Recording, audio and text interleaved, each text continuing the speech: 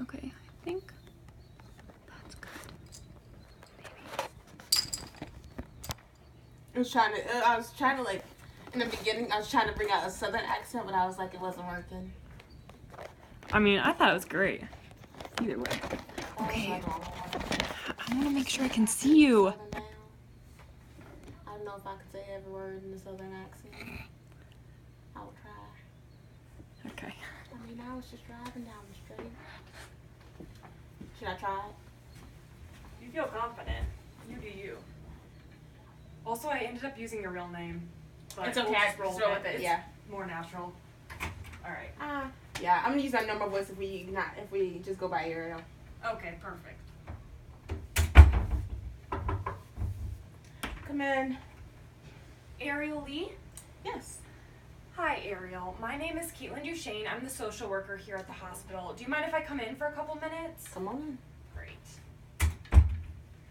Oh, I love this window you have here. It's a really good view of outdoors. That's the only good thing about being here. And it looks like you don't have a roommate either, so nobody to Yeah. bother you. So that's nice. Well, like I said, my name is Kaitlyn Duchien. I'm the social worker here at the hospital. Would you like me to call you Ariel, or is there another name that you would like me to refer to you by? I like Mrs. Lee. Mrs. Lee. Okay, perfect. Mrs. Lee, can I get you a drink of water or adjust any of your pillows to make you more comfortable? I'm fine. Okay. And do you mind if I stand here by your bed? You're great. Great. Well, my purpose for being here today, Mrs. Lee, is just to talk with you a little bit about your medical situation, specifically your Medicaid that is running out. I've gotten an intake form from your doctor, and he wants to discharge you by this Friday due to the Medicaid situation. But I want to speak with you today and try to find the best solution possible for you. A solution that benefits you the most, that you feel most comfortable with. Your role today is just to be as open and honest with me as possible. Some of the topics we may cover may make you feel a little bit uncomfortable, but the way that I can help you to the best of my ability is with you being as open with me as possible. Everything we talk about today will be kept confidential. The only reason I would need to report anything is if you were a harm to yourself or to someone else. But other than that, everything we talk about will be kept confidential. Do you have any questions for me so far? No? All right, Mrs. Lee. Tell me a little bit about your situation that brought you here to the hospital. Well, I was on my way to go pick up my grandchild, and as I was going into the intersection, another car came and just T-boned me, and the car went spinning, and I was here, and now the doctor says I have like a ruptured disc or whatever. Wow, that seems like a really scary situation. I'm sorry to hear about that.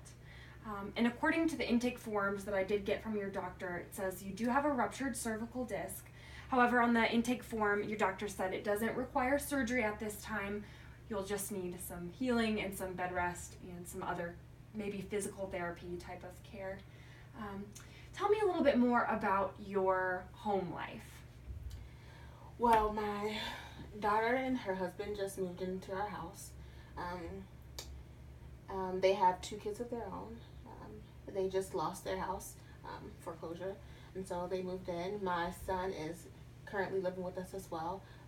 Him and his wife are getting a divorce, so he's there with 3 of my grandchildren, and so it's a pretty crowded house. So your children recently moved back in with you. Each of them is struggling with some different things, house foreclosure and a divorce, and you also have grandchildren in the house with you. Tell me a little bit more about your husband. Well, my husband, we've been married for 35 years now, and he is also at home. He's currently unemployed. He's had some heart issues, actually just got his pacemaker in, so it's a little bit stressful with everyone in the house. Right now, we thought we would be enjoying our time with each other without our kids because we did all of the raising and the growing. But now that they're home, it's a pretty crowded house with a lot of different things going on. So you and your husband have been married for quite some time and have a good relationship and really care a lot about your children. But the home situation has been stressful with so many people living in a smaller space and different families coming together. Tell me about the relationship that you have between your children now.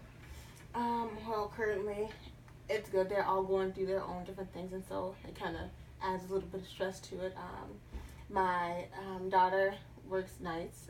My son works in the morning. Her husband also works in the morning. My daughter's husband works in the morning as well as my son. And so when my daughter's there, my son is gone, and so they kind of like interchange. They kind of help take care of each other's like kids. I'm also in there as well as a caretaker for them when they are gone as well to work.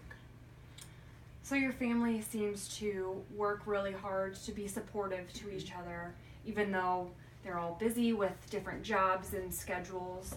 Tell me if you think your children could be a type of care for you as you return home to recover. In some aspects, yes, but in reality, no. Just because they also work too, so when they come home, they're more tired. Also having to deal with their own children, their own spouse, like my daughter and her spouse. And so it's much more complicated for them than to have to come home and take care of their own mom. So I don't want to put that burden on them, as well as all the other things that are going on in their lives. So yeah. Well, I have a young daughter of my own, and she can be quite a busy bee and a lot to take care of. So I can imagine how having so many children in the house at once can be really pretty hectic. So we've talked a little bit about your family situation. Now let's move on and talk a little bit more about other support systems that you have in your life.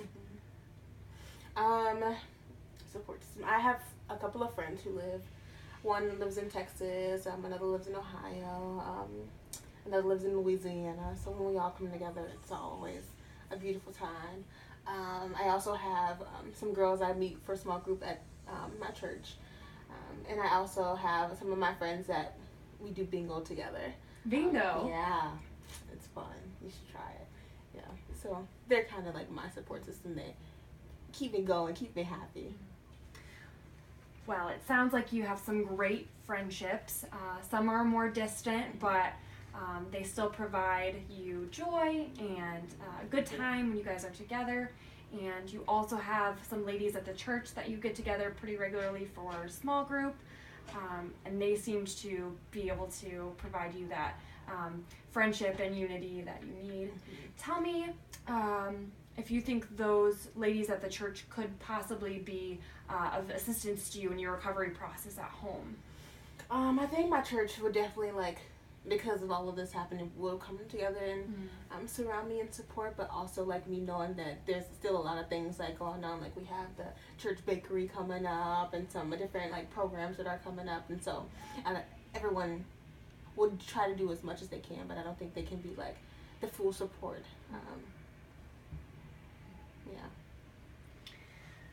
Well, it's understandable that with so much going on at the church, people probably couldn't dedicate a lot of time to necessarily being at home to take care of you. But there may be a possibility of just a few of the women you have been sharing about coming into the home, maybe a couple days of the week, just to help you with laundry, cooking, cleaning, small tasks like that, so you don't have to be worried about those things. Tell me if you think that might be a possibility. I think it might, yeah. Okay, great. So now that we've talked about your family and some support systems, tell me a little bit more about your feelings in relation to returning home from the hospital. I just don't want to leave too early because I feel like I don't have like as much like support as I would here.